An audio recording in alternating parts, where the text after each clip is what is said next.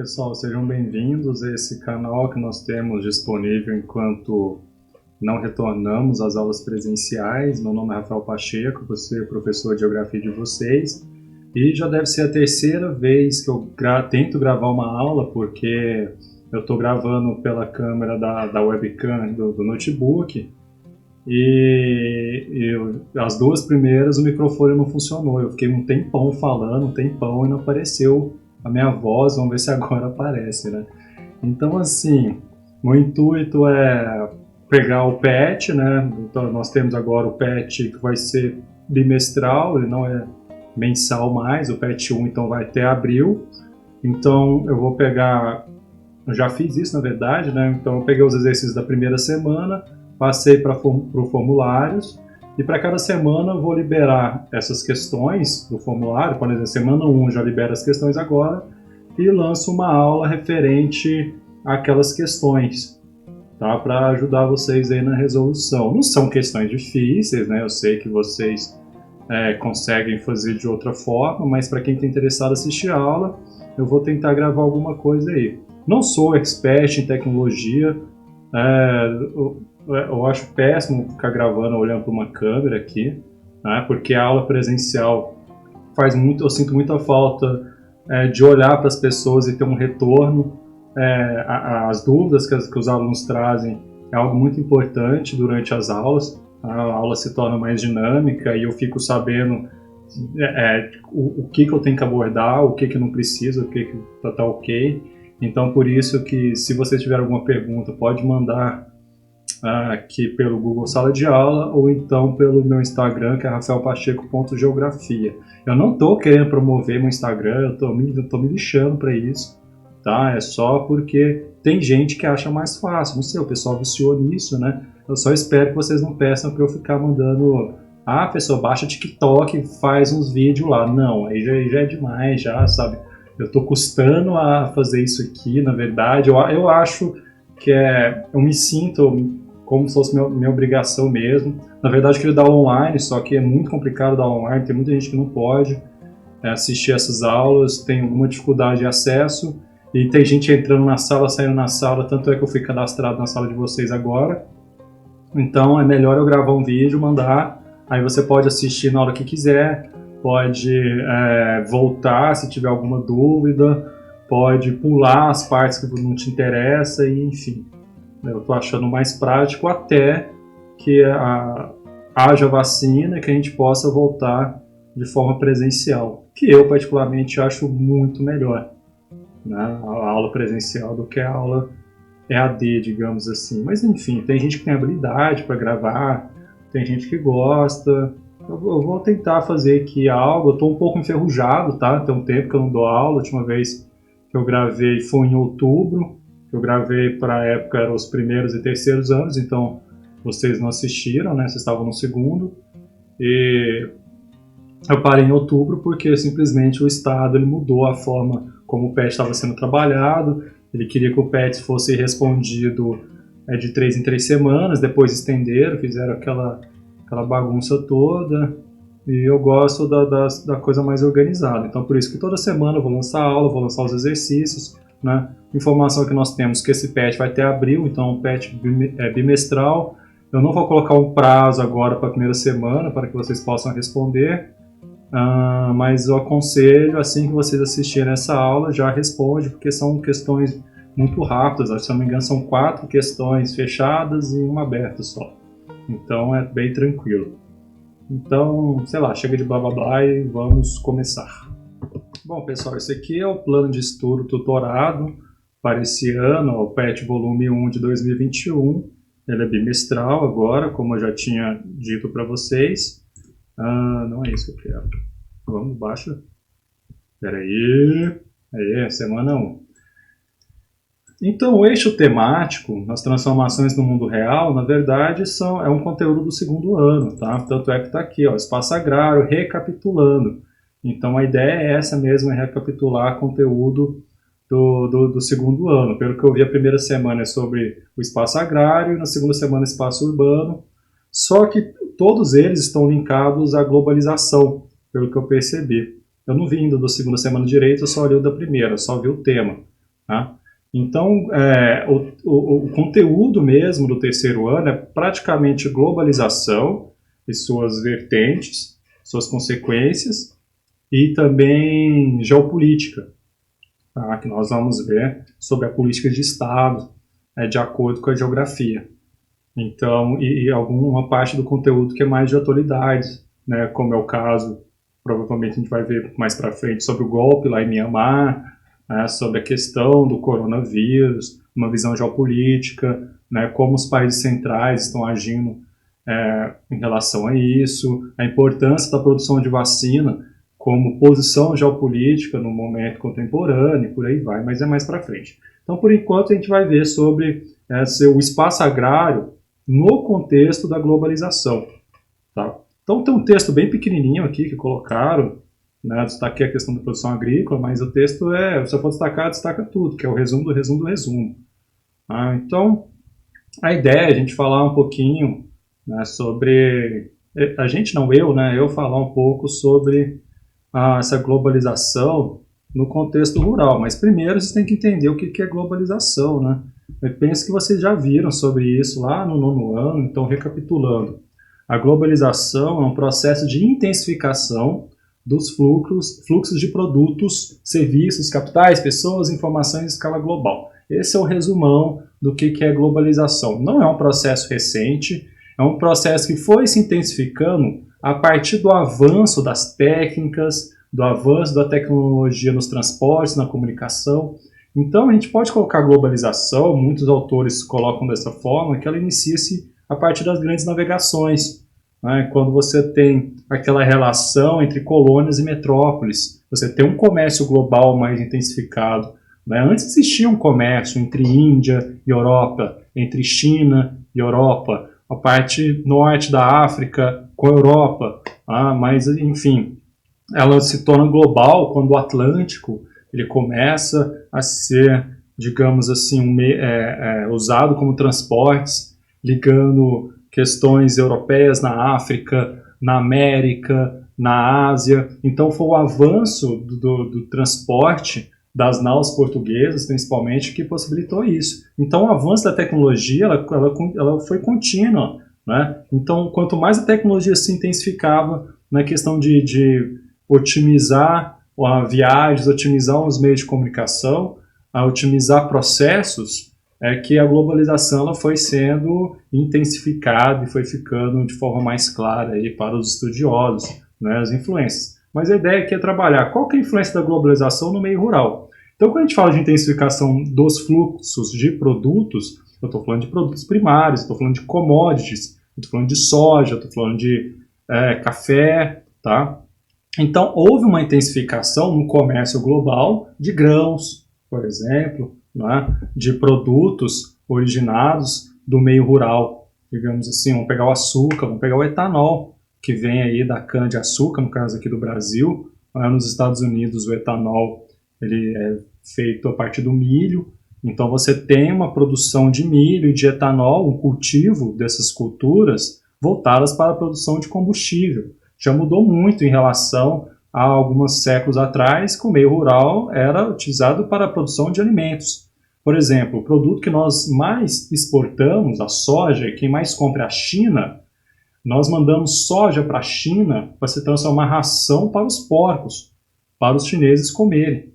Então é a ração, nós estamos mandando um produto de alimentação do alimento do chinês, digamos assim. Tá? Bom, isso é bom ou é ruim? Há diversas vertentes para a gente analisar isso aí, que não cabe nesse vídeo agora, que eu quero que seja um vídeo mais curto. Bom, a intensificação de serviços, então há um processo de serviços, de atendimento no meio rural muito intenso, né? Então você tem assessoria dos agrônomos, você tem assessoria, por exemplo, de satélites, de GPS, em determinadas máquinas agrícolas. Isso eu estou falando de grandes fazendas que, na verdade, se tornaram empresas. Estou falando de latifúndios, estou falando da agricultura familiar, que é o que coloca comida no prato da gente, não. Estou falando dos grandes produtores de soja, de cana, por aí vai. Intensificação no fluxo de capitais, obviamente, se aumenta o comércio de importação e exportação de produtos agrários, vai aumentar esse fluxo de capitais, também que são transferidos de um país para o outro. Hoje, aqui no Brasil, nós utilizamos o PIX, que é algo novo, mas esse modelo de transferência imediata de capitais já existe em alguns países há algum tempo já. Tá? Fluxo de pessoas, se melhora a tecnologia, bem que agora, por causa da pandemia, né, por causa do avanço da internet, já estava diminuindo, mas muitas negociações ainda são feitas, né, entre pessoas, de forma mais presencial mesmo, o efeito é bem diferente. Aí esse fluxo se intensificou também, com certeza, com a melhoria do acesso ao transporte aéreo, principalmente. Bom, e uma intensificação no fluxo de informações em escala global. Isso se deve pela internet, né? Tem informações boas, informações ruins, enfim, a internet é feita por seres humanos, então quem coloca informações são de pessoas, são de seres humanos, né? Há robôs que jogam informações falsas, mas esses robôs também foram feitos pelos seres humanos, então obviamente que vai ser falha, assim como é um ser humano. Então houve um avanço nas técnicas, esse avanço da técnica, o que é técnica? É forma de se trabalhar.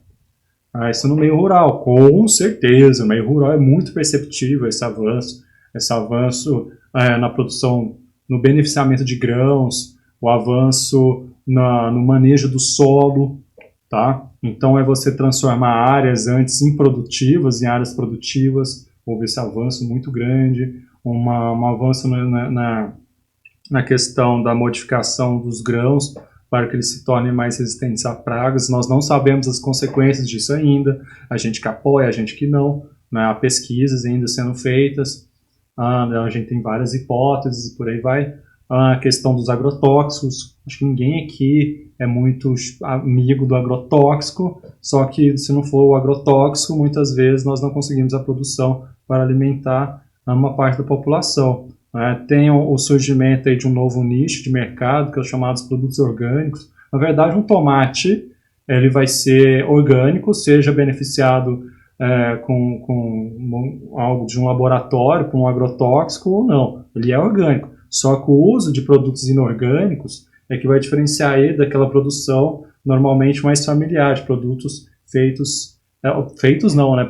Plantados e colhidos sem o uso de agrotóxicos ou com o uso bem reduzido desses venenos, na verdade, né? Enfim. Então, esse nicho de mercado está crescendo bastante, é bem interessante. Houve avanços de transportes, obviamente, já citei um pouco, né? Avanço da comunicação devido à internet. Uma característica da globalização, que a gente percebe também no meio rural, são o avanço das multinacionais. Eu vou dar o nome de duas multinacionais gigantescas nessa área, gigantescas, que estão entre as maiores empresas no mundo, que é a Cargill e a Monsanto. As duas atuam no Brasil, obviamente, o Brasil que é um dos maiores produtores de alimentos no mundo, junto com a Índia, junto com a China, junto com os Estados Unidos, África do Sul, Austrália, tá? E as sedes são nos Estados Unidos. É muito comum, né, a maioria das sedes das multinacionais, elas estão localizadas em países mais envolvidos economicamente, né, países que estão lá no topo do capitalismo já há algum tempo, por causa da estabilidade econômica, por causa de toda a infraestrutura, fizeram com que elas crescessem e se tornassem empresas gigantescas. Tá? Eu não sei se meu rosto aqui, meu quadradinho está tampando essa palavra, mas se estiver tampando eu não vou mudar, que no último vídeo que eu gravei, que não teve áudio, depois eu fui ver, eu me atrapalhei aqui, fiquei um tempão apanhando. Enfim, a palavra é heterogeneizadora, a globalização é heterogeneizadora, porque, na verdade, a globalização ela expande uma característica de desigualdades, que sempre houve. Né? O Brasil ele mandava commodities em 1530 e continua mandando commodities em 2021. Não é? É o que comanda a economia da América Latina, que é a economia também dos países em desenvolvimento. Né? Se antes nós mandávamos para o Brasil açúcar, ouro, enfim, nós continuamos mandando agora soja, café, o que mais? O açúcar também continua, então não mudou muita coisa. Na verdade, essa intensificação, digamos assim, de um processo que já tem séculos, ela fica mais escancarada cada dia mais, as desigualdades, né? A gente vê na pandemia agora, né? A diferença que é você fazer um confinamento numa casa grande, confortável, com piscina e blá blá blá, é uma pessoa que tem que fazer um confinamento num pequeno espaço, né? Com 40, 35 metros quadrados, onde mora uma família de 4, 5 pessoas, é muito complicado, né? Então, assim, no meio rural, esse efeito da globalização, ele veio através das migrações. Tá? Eu vou explicar tudo isso aqui agora. Migrações, crise em efeito dominó e comércio internacional através de um exemplo. Olha só, em 1929 houve a quebra da Bolsa de Nova York, que era maior e continua sendo, né? Mas na época já era a maior bolsa de valores do mundo. Então, isso fez com que várias economias entrassem em colapso. O Brasil, nessa época, já na década de 29, mas vamos falar da década de 30, a economia, de certa forma, já estava globalizada. O Brasil dependia muito da exportação de café. O café, os cafeicultores, eles mandavam no Brasil. Tanto é que a Primeira República do Brasil, de 1889, ela foi um golpe militar, porém comandado por cafeicultores. Então, para você ter uma ideia, esses cafeicultores, eles simplesmente, essa quebra que aconteceu, diminuiu bastante a exportação de café do Brasil para o mundo, principalmente para os Estados Unidos, que era o nosso maior comprador. Tá? Isso fez com que houvesse uma mudança não só econômica aqui no Brasil, mas uma mudança política. Tá? O Brasil entrou em crise, esses cafeicultores, eles, de certa forma, perderam uma parte do poder que eles tinham, com certeza. Tá? Então, houve, durante esse processo, a partir da década de 30, um grande avanço também no êxodo rural. As pessoas saíram do campo, indo para a cidade em busca de melhores condições de vida. Já que no campo você não tinha mais, digamos assim, nunca teve no Brasil, de certa forma, pelo menos naquela época. Melhorou muito, né, a partir da década de 70 para cá, mas naquela época você não tinha assessoria agrônoma no campo, você não tinha subsídios para casos de secas, né? Ocorreu uma seca naquele período gigantesca, principalmente no sertão nordestino. Então as pessoas saíram do campo, foram para as cidades, né, para tentar melhorar a vida, né? Uma característica do Brasil, as migrações que ocorrem aqui no Brasil não é por causa de tsunami, perseguições religiosas ou políticas, né?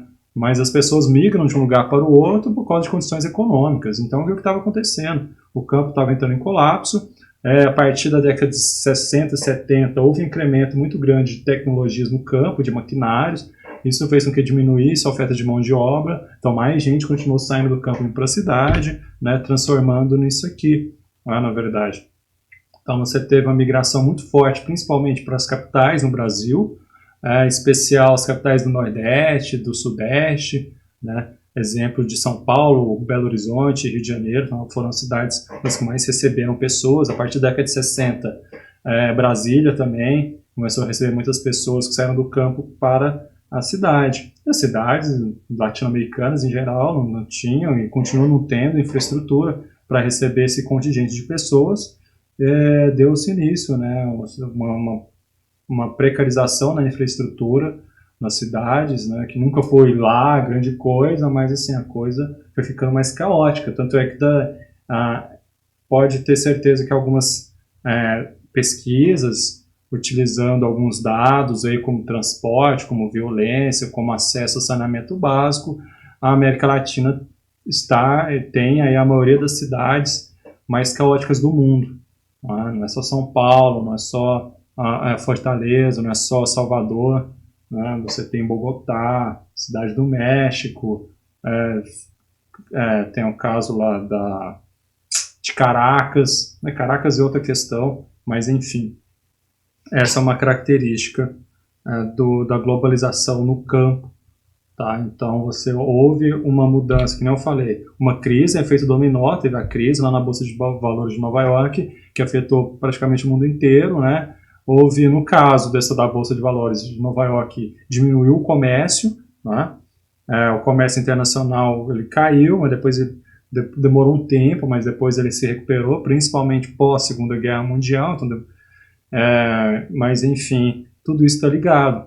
Então, pensa o seguinte, a queda da Bolsa de Valores de Nova York influenciou na mudança do seu José, que morava numa fazenda no interior da Bahia, para que a família e ele fosse morar em São Paulo, por exemplo. Tá? Então está tudo conectado, isso é globalização, isso é mundialização das coisas. Certo? Bom, nós temos aqui umas imagens do campo, né? Isso aqui típico da agricultura familiar, né? Hoje cada vez mais reduzido, porém é a agricultura familiar que coloca alimento no prato dos brasileiros, tá? Não se engane, não é a Monsanto, não é a Cargill, que está plantando lá e vendendo para o Ceasa, que vai abastecer os supermercados, os sacolões, e que vai abastecer a sua casa, justamente a maior parte é a agricultura familiar. Nós temos aqui o agronegócio, né? Uma colheitadeira dessa aqui, gente, é caríssimo, tá? Tem máquinas aí com mais de R$1 milhão, e é necessário especialização para poder, digamos assim, operar essa máquina. Então, essa ideia do campo atrasado, do Chico Bento, aquela imagem do Chico Bento do campo, que se bem que eu adoro o Chico Bento. Chico Bento é o melhor personagem do Turma da Mônica, para mim, eu acho. Enfim, eu gosto do Cascão também, porque ele é corintiano que nem eu, mas enfim. Essa ideia do campo atrasado, sem escolaridade, isso aí está mudando já tem um tempo já. Você precisa de uma formação técnica, uma formação superior para poder trabalhar no campo hoje. Tá? Aqui está o uso do agrotóxico, né? Que o Brasil é recordista em uso de agrotóxico, né? Há vários agrotóxicos que foram banidos da União Europeia, que aqui no Brasil é utilizado a roxa. O problema é o seguinte, nós mandamos comida para a União Europeia. A União Europeia ela vai parar de comprar certos produtos do Brasil por causa justamente desses agrotóxicos. Aí que vai fazer o quê? Vai jogar a produção fora? Não, vai vender para o brasileiro a comida envenenada. Já basta a situação que nós temos de saneamento básico, a situação que o Brasil está lidando aí com a pandemia de uma forma horrenda, né? Todo mundo já sabe disso, já está careca de saber, penso eu. Né? A não ser que vocês estejam seguindo aquelas informações ridículas de WhatsApp, né, do notícias do fim do mundo, notícias não sei aonde, pelo amor de Deus, né? Então, assim, vai aí acreditando nas notícias falsas, comendo seu tomate envenenado, bebendo água podre, sei lá. A situação está bem caótica, já peço desculpas por antemão dessa exaltação, mas é a situação que nós vivemos. Sem falar que é a quarta vez que eu gravo essa aula já, porque eu estou apanhando da tecnologia. Enfim, nós temos aqui também outra imagem da cana-de-açúcar. É interessante, nós temos dois modelos, a gente pode colocar assim, na agropecuária, o intensivo e o extensivo. O intensivo são feitos em pequenas propriedades, pequenas assim, né? Menos de 1.000 hectares normalmente. A partir de 1.000 hectares, já é considerado um latifúndio. Tá? 1 hectare é 10 mil metros quadrados. Então imagina 1.000. Quantos metros quadrados? São milhões de metros quadrados. Tá? Mas assim, essa agropecuária intensiva ela é feita com bastante tecnologia. Né? Vou dar um exemplo aqui, no caso da pecuária. Então o gado ele fica confinado, por exemplo. Não é uma vida mais feliz para o boi, no caso, ou da vaca, mas enfim. Ele tem uma produtividade maior em um pequeno espaço. Há um uso de tecnologia maior. Enquanto a agropecuária extensiva já usa latifúndios. Né? O gado já é criado solto, né? Imagina Mato Grosso, em partes do Mato Grosso, obviamente, né? Grandes partes. Temos o gado criado solto, né? É utilizado uma grande área, menos tecnologia, a produtividade não é tão grande assim. Há estudos que falam que, por exemplo, no caso da Amazônia, né, a agropecuária na Amazônia, nós poderíamos triplicar a produção sem derrubar uma árvore. O tanto que o espaço ele não é mal gerido, mas ele é mal utilizado. Mas a gente sabe por quê, né? O pessoal coloca fogo na floresta e ocupa ali, coloca um gado, planta soja para falar que a terra é dele, é para expandir. A questão não é por necessidade de expandir, a questão é a ganância do homem tentar pegar mais terra para ele, a verdade é essa. Tá? Bom, vamos lá para a apostila. Então vamos para os exercícios. Eu não vou falar... Ano passado eu ia falar sobre os exercícios, eu praticamente contava a resposta, então eu vou tentar me segurar aqui. Então, o texto ele é bem resumido, na verdade, é o resumo do resumo do resumo, que não sei se eu já tinha falado isso antes, né? A questão, eu não vi esse documentário Migrante, eu ouvi falar bem, eu quero ver ainda, eu quero assistir, tá? Sobre agricultura sustentável, é bem interessante esse site aqui. Dê uma olhadinha, pode dar uma olhada lá para quem tem interesse nessa temática. Então, a questão 1 tem um texto, né? Eu destaquei essa parte aqui. Tanto quanto há necessidade de uma cultura tradicional de pós-educação letrada, também é necessário criar estratégias de alfabetização eletrônica, que possam ser o grande canal de informação das culturas segmentadas no interior dos grandes centros urbanos e das zonas rurais. Um novo modelo de educação. É interessante colocar isso, né? Relacionar as diferenças na educação no meio rural, no meio urbano, como base no acesso à tecnologia.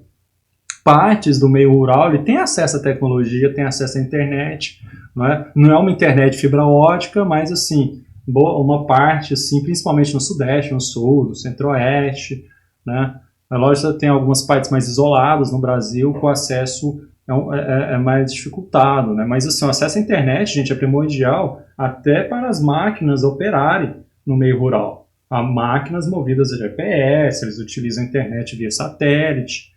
Então, assim, a tecnologia no campo ela já está bem avançada, mas o acesso é para poucos, que é uma característica da globalização heterogeneizadora. Né? Tem a tecnologia, o problema é quem tem grana para pagar. Essa é a questão. Tá? Eu acho interessante essa parte aqui, é necessário criar estratégias de alfabetização eletrônica, realmente. Quando eu li isso, eu lembrei na hora das notícias falsas, né, as fake news, o pessoal acreditando num monte de bobagem aí, com as fontes bem, né, sabe? Que você olha assim, de onde você arrumou isso, cara? Não é à toa que é por falta dessa alfabetização eletrônica que tem gente que acredita que a Terra é plana, né? Então, assim, umas coisas absurdas, na verdade, que é muito necessário. Então, a questão, ela trata mais ou menos, na verdade, dessa diferença do acesso, tá?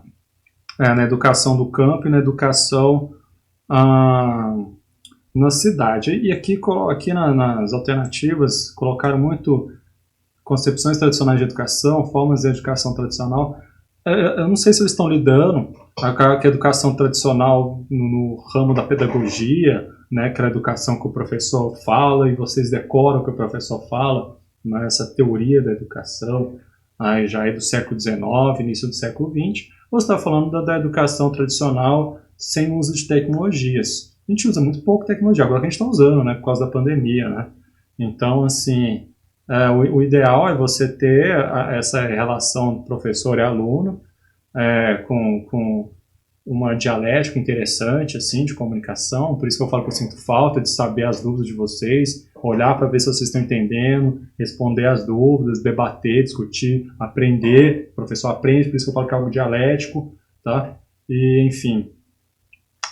E utilizar as tecnologias, eu adoro utilizar mapa, imagem de satélite, eu pego o projetor e tal. Eu sei que tem tecnologias bem avançadas, mas a questão é o acesso, que é dificultado. A gente está pensando nessa questão aqui, né? Estou falando eu, estou pensando nessa questão, mas tentando ampliar aí o espectro de entendimento assim, para outras questões. Questão 2, ela tem uma pegadinha aí, provavelmente vocês vão ficar na dúvida de alguns, mas lembra do que eu falei. Eu falei agora sobre classificação dos sistemas agrícolas e tal. Volta um pouquinho, porque eu citei 2 termos que estão aí. Tá? Um, por exemplo, de baixa produtividade, o uso de amplas áreas, outro com alta produtividade, com o uso de técnicas mais avançadas. Vocês vão saber aí. Aí depois vocês olham essas outras aí que não são, né, para vocês conseguirem diferenciar. Qualquer dúvida pode me perguntar aqui no Google Sala. Eu estou colocando o Google Sala de Aula como local de perguntas, ou pelo aplicativo, tá? O aplicativo 2.0. Ele dá acesso ao Google Sala de Aula para a mesma coisa, pode perguntar por lá. Eu estou falando assim porque ano passado eu não recebi a notificação, apesar de mexer no celular, apesar de ativar as notificações no celular, não sei, eu não recebia. Então o pessoal perguntava e eu não recebia a notificação, não sabia que o pessoal estava perguntando. Aí quando eu vi, já tinha passado um mês. Eu falei, eu falei, faz o seguinte, manda por e-mail. O pessoal não gosta de mandar e-mail. Pode mandar e-mail também se vocês quiserem, tá? rafael.pacheco@escolamessiaspedreiro.com, ou então pode mandar pelo Instagram, que é o rafaelpacheco.geografia, pode mandar por lá também. Questão 3 do Enem de 2010, aqui fala sobre o Milton Santos, falando sobre o Império da Técnica antes, era voltado para o meio urbano, a gente via tecnologia no meio urbano. Por isso você tinha aquela visão, o campo é atrasado, o campo, eles vivem que nem o Chico Bento até hoje, aquele chapéu de palha andando descalço no mato. E não é assim, não é mesmo. Então, assim, teve um avanço enorme, né, no campo, a partir das novas técnicas de plantio. Eu dou o exemplo no Cerrado brasileiro, a partir da década de 70, o solo do Cerrado é muito ácido. Então a Embrapa ela desenvolveu essa técnica de diminuição da acidez do solo do Cerrado, conhecido como calagem, essa técnica. Isso revolucionou, não só aqui no Cerrado, mas na savana global. Né? O Cerrado é um tipo de savana. Então imagine isso na África, imagine isso na Índia, entenderam? Que são regiões que têm uma população muito grande.